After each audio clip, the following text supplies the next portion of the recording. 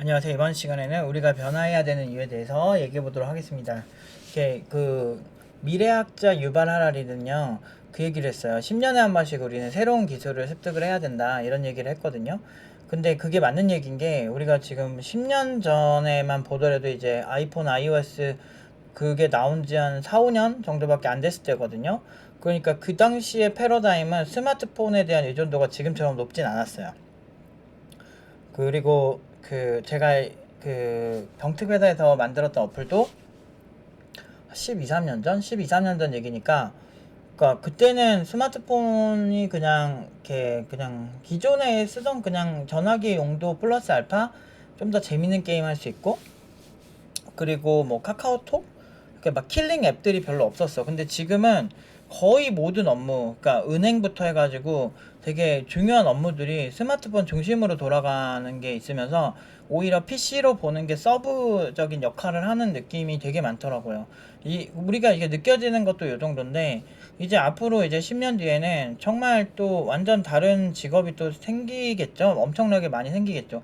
챗 GPT 이후로 이제 스크립터라는 직업이 생겼잖아요. 좋은 스크립트를 짜서 어 그 이렇게 잘 입력을 해주는 그런 어떤 직업이 또 새로 생겼다고 하고, 그런 직업, 그러니까 인공지능을 잘 활용해서 원하는 결과를 잘 끄집어내는 그런 사람의 직업도 생겼고, 이제 새로운 직업도 많이 생길 수밖에 없고, 기존 직업이 많이 사라질 수밖에 없다는 거죠. 그래서 업무 자동화가 되면은 사실 뭐 예를 들어서 지금 뭐 음식 같은 경우도 지금 기계나 로봇이 이제 있게 되면서 이제 사람을 좀 더 덜 뽑잖아요. 물론 이제 엄청 비싼 파인다이닝이나 뭐 이런데 오마카세나 좀 이렇게 한 명 한 명의 스킬이 되게 중요한 되게 비싼 곳은 사람이 계속 하겠지만, 일반적으로 대중적인 곳은 그냥 저렴하게 빨리 이렇게 먹을 수 있고 맛의 퀄리티가 괜찮으면 다 오케이 될 거란 말이야.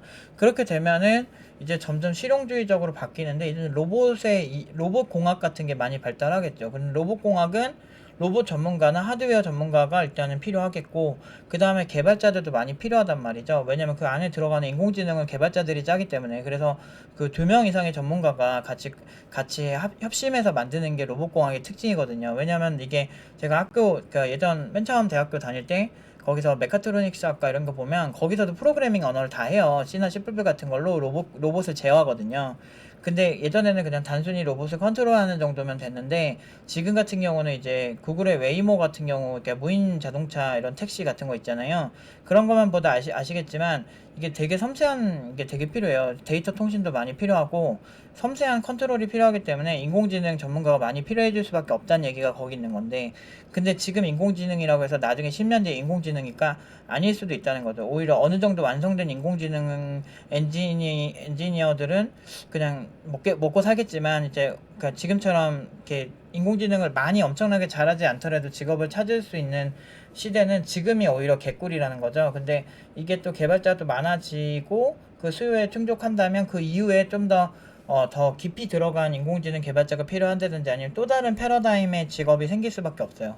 그러니까 그러다 보면은 계속 우리는 발전을 해야 되는데, 이게 쉽지가 않다는 거죠. 근데 왜냐면 사람은 자기가 해놓은 걸로 먹고 살고 싶어 하는데, 이전 세대가 가진 패러다임이 그래서 그래요. 이전 세대는 대학만 나오면 회사 그냥 신입사원으로 들어갔고, 근데 여러분들 90년대 면접 이런 거 한번 찾아보시면 진짜 지금으로 보면 되게 굴욕적인 면접들 되게 많거든요. 막 노래 불러보라고 시키라 그러고 시키고, 무슨 아마 이것저것 많이 시켜요. 막 이렇게 시키고, 막 정말 태도 꼰대들이 그렇게 많더라고 90년대 면접 보면.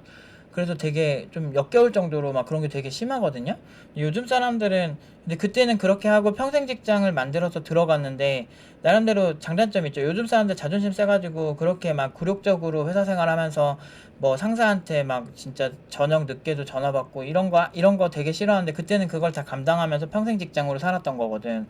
근데 그 세대가 여러분들 부모님 세대고, 부모님 세대처럼 살게 하려고 부모님은 여러분들을 대학교를 보냈는데, 문제는 대학교는 누구나 이제 개나 소나 다 나오니까 분별력이 없어지는 거야. 그리고 대학교 나왔다고 일 잘하는 것도 아니고, 그러다 보니까 부모님이 비싼 돈 주고 대학을 보내놨는데 의미가 없어진 거죠.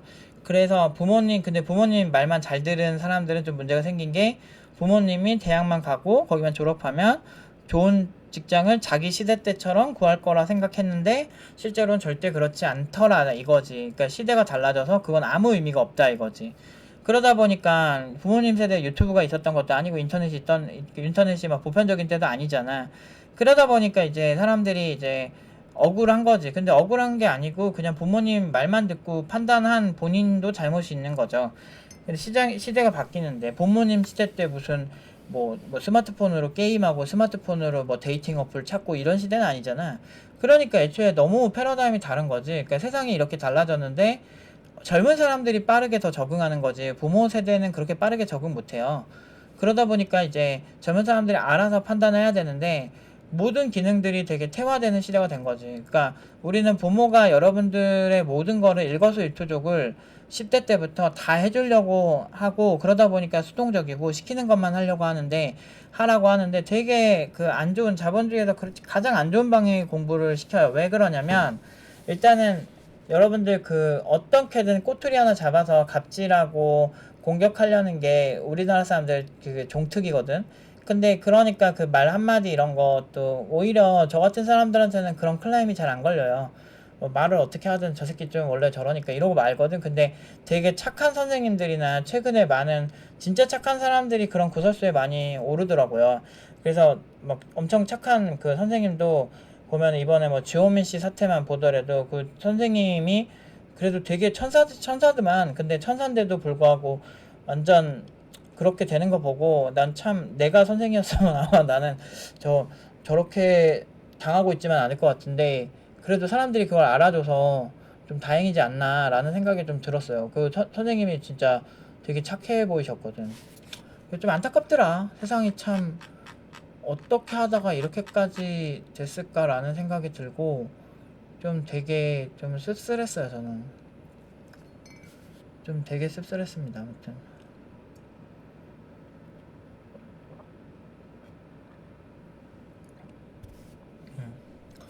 좀 말하다가 자꾸 이렇게 옆으로 샜는데 그 진짜 그런 것 같아. 그러니까 너무 그 세상에 그냥 부모님 말씀만 잘 들으면 된다. 이거 보편적인 상식이거든. 근데 그것도 마냥 정답은 아니고요. 그러니까 약간 거기 약간 섞어야 돼. 여러분들의 스타일이나 여러분들의 생각이 좀 잘 올라와야 돼요. 내가 가만히 있고 가만히 있는다고 아름답지 않고요.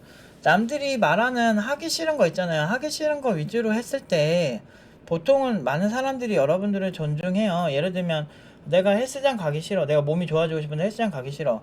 그 헬스장 가는 게 고역이거든.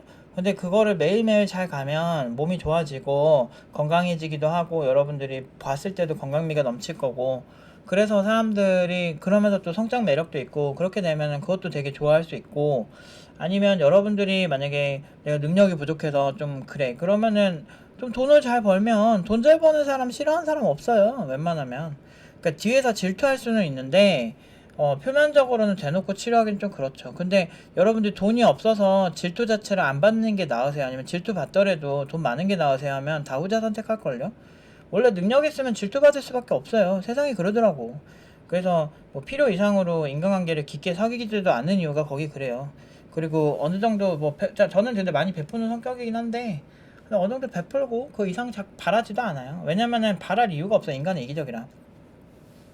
근데 앞으로 이렇게 계속 바뀌고 앞으로 생명공학 때문에 이제 수명도 막 진짜 막 100살 이상 200살 막 내가 돈 있으면은 그 세포 이런 치료 같은 게 되게 좋아지고 그럴 텐데 생명공학 DNA도 막 이렇게 좀 더 바꿔지고 이럴 텐데 이런 노화 방지에 대해서 굉장히 많은 좋은 시술들이 나올 건데 여러분들이 지금 돈 없이 준비하면 그야말로 되게 힘들 수 있죠. 근데 사실 절대적 빈곤은 벗어난 지 오래고 모두 그지같이 사는데 평등한 시대에 살고 싶냐 아니면은 내가 상대적 박탈감을 많이 느낄 수밖에 없는 뭐 쟤는 맨날 오마카세 먹고 쟤는 맨날 고급 에르메스 막 백 사고 쟤는 페라리 타고 다니고 이런데 나는 그 정도는 아니지만 내가 일을 안 하는 것 대비는 그래도 먹고 살만 한 게 나은 거 본다면 난 후자거든.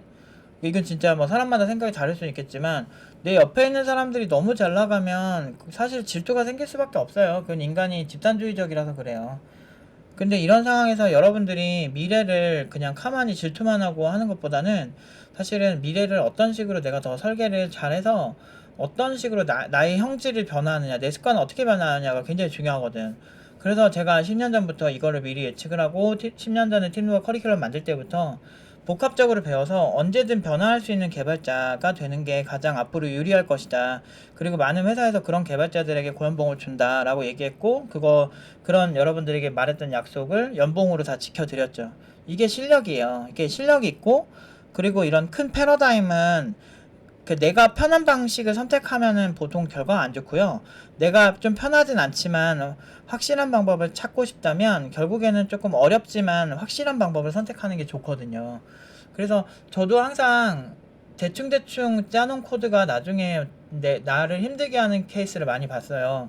그러면서 뭐 그렇다고 해서 너무 막 장인정신으로 코드를 짜라는 것까지는 아닌데, 그래도 유지보수 할 때 내가 어느 정도 할 수 있거나 아니면 내가 최소한 이걸 짜는데 어떤 의미인지 명확하게 알고 짜는 알고리즘을 짤 때 나중에 잘 되거든요. 그래서 지금 일단 이거를 가장 이렇게 복잡하니까 이걸 되게 쉽게 받아들이고 싶으면 일단 지금 내가 하고 있는 코딩, 내가 지금 코딩 위주로 하고 있던 코딩, 아니면 내가 설계 위주로 공부를 하고 있다면 설계, 이런 부분에서 내가 꽂힌 게 있다면 그거를 꾸준히 힘들더라도 꾸준히 해야 돼요.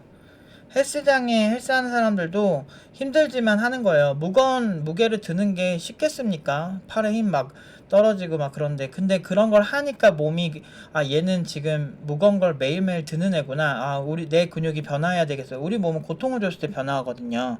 그래서 저도 많이 힘들어요. 정말 많은 어려운 학생들 보면 많이 힘들고, 정말 공부하는 것도 이제 숨이 턱턱 막히고, 그런데 해야 돼요. 그리고 이게 나중에 익숙해지면 더 높은 경지에 오르면 그 정도의 강도는 아무렇지 않게 할 수 있거든요. 오히려 더 강한 강도. 그러니까 헬스장에서도 이제 무게를 많이 치기 시작하면 더 큰 무게를 나중에 들잖아요. 점점 늘리잖아. 그런 걸 똑같은 거예요. 그러니까 인간이라는 게 그렇게 설계가 돼 있어요. 조금 이렇게 시련에 적응하게끔. 근데 지금 여러분들이 선택할 수 있는 시련은 쉽게 개발자가 되려는 게 아니고, 확실하게 공부해서 개발자가 되면 나중에 내가 뭐 이 플랫폼에 있다가 다른 플랫폼으로 이동할 때 앞에 플랫폼 명확하게 공부해 놓은 게 결국에는 도움을 주거든요. 여러분들이 많이 쓰시는 제이슨 프로토콜 같은 경우도 웹에서 시작된 거거든요. 얘 자체가 자바스크립트 오브젝트, 이게 뭐지? 작업 오브젝트 노테이션인가 그럴걸요? 제가 정확한 거 내가 들려드릴게요. 내가 말한 게 맞네. 자바스크립트 오브젝트 노테이션. 그러니까 제이슨이라고 하는 것도 결국엔 자바스크립트, 그러니까 웹 쪽에서 HTML5 그 패러다임이 이제, 그러니까 웹 2.0 패러다임이죠. AJAX라고 해서 그 패러다임이 이제 유행하기 시작하면서 그때 이제 사용하던 프로토콜이거든요. 근데 워낙 써보니까 XML보다 경량화돼 있고 좀 뭐 파싱 속도도 빠르고, 그리고 의미 전달을 또 괜찮아가지고 법용으로 쓰기 좋아서 지금 일반 앱에서도 많이 쓰거든요. 지금은 진짜 법용으로 많이 쓰거든요.